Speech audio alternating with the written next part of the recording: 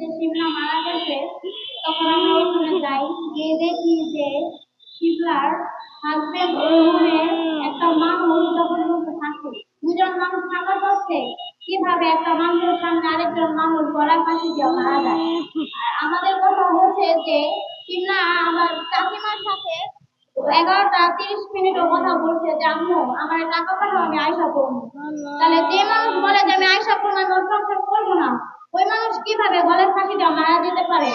আর আমরা যখন এখানে যাই গিয়ে দেখি যে শিবনার গলার ফাঁসটা একটা মানুষ যদি ফাঁসি দিয়ে মারাও যায় তাহলে তার গলার ফাঁস তখন এত উপরে থাকবে না, গলার ফাঁসটা তার গলার সাথে লাগানো থাকবে। কিন্তু আমরা গিয়ে দেখছি যে শিবনার গলার ফাঁসটা একদম এতটুকু উপরে যে ও চাইলেও বাঁচতে পারতো, আর ওর পাটা একদম মাটির সাথে লাগানো, যে একটা মাটির সাথে পা লাগানো তো কখনো মরতে পারে না।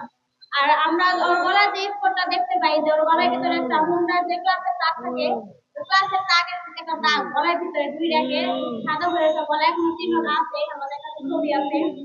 আর যখন শিমলা আমার সাথে প্রায় সময় ওর সব শেয়ার করতো যে বলতে এরকম এরকম মনে আজকে 5 মাস যাবত হচ্ছে ওর ঠিক মতন রুমে আসে না, আমাদের সাথে কথা বলে না। আর শুনছি যে সুইটি নামে একটা মেয়ের সাথে সম্পর্ক আছে, ওর নাকি ওই মেয়েটাকে বিয়ে করছে, যে ওর মেয়েটাকে নাকি ওর বিয়ে করছে। তখন আমি বলছি যে হ্যাঁ এই বিষয়টা আমিও শুনছি, তুমি কষ্ট পাইবা ভাই আমি তোমার বলি নাই তা। কিন্তু তখন শুনলাম না বলতে যে এরকম যদি আমার আম্মু আব্বু ভাবে করিস না তাহলে আমি কষ্ট পাইবো আমার আম্মু আব্বু। আর শিমলার শ্বশুর শাশুড়ি শিমলার দেবর প্রতিনিয়ত শিমলার অনেক টর্চার করতো, কিন্তু মানে এমন কোনো দিন নাই যে শিমলার অত্যাচার না করতো। শিমলার প্রতিনিয়ত শিমলার অনেক মারধর করতো। এরকম শিমলার সাথে একটা শিমলার ছোট বোন আসছিল নাম নাহিদা, ওই মেয়েটা এতিম, শিমলা ওরে পালতো।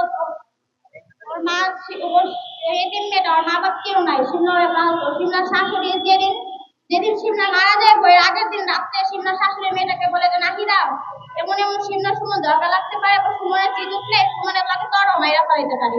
তার মানে এতটুকু তো ইয়া যে সুমন ওরে মারবো মানে এর আগে শিমলারই মেয়েরা ফেলাইবো। ওর যখন আমরা শিমলারে নাহিদার নিয়ে জোর করে দিয়ে আসে সুমনের জিদ উঠলে তরও মাইরা ফেলাবো, তো থাকা দরকার নেই, ওর আজকে ঝগড়া লাগবে। তাহলে শিমলার শাশুড়ি যদি এটা নাই জানতো যে সুমন শিমলারে মাইরা ফেলাবো, তাহলে কিভাবে একটা মেয়েরে নিয়ে দিয়ে আসে, যে মেয়ে ছোট থেকে শিমলার সাথে থাকতেছে, শিমলার সবসময় ওরা পাল্টাতে ইয়া করতেছে, ওরা অনেক ইয়া করে।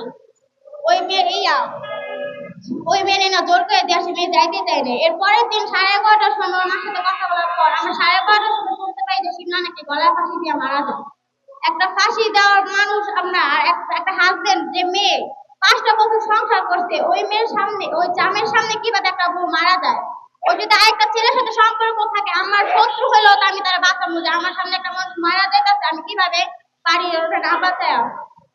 আর শিমলার সব শ্বশুর শাশুড়ি সে এক মেয়ে, ওর সবকিছু নিচ্ছে, ওর টাকা পয়সা মোবাইল ফোন, ওর কারোর সাথে যোগাযোগ করতে দেয় না। এখন আমাদের আমাদের দাবি একটাই, আমরা একটা সুস্থ বিচার চাই।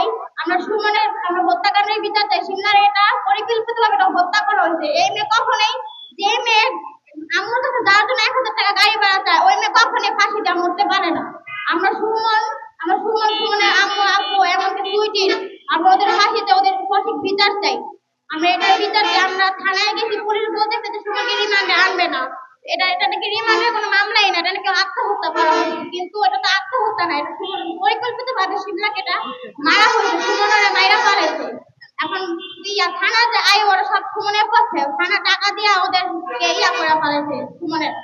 এখানে আমরা কোনো সুস্থ বিচারই পাইতেছি না। আমরা রাস্তায় কতদিন যাবত এই 13 তারিখ থেকে আমরা রাস্তায় ঘুরতেছি, আমরা কোনো বিচার পাইতেছি না। এখন এটা আমরা সুস্থ বিচার চাই, আমরা সুমনের ফাঁসি চাই, এই হত্যাকাণ্ডের বিচার চাই।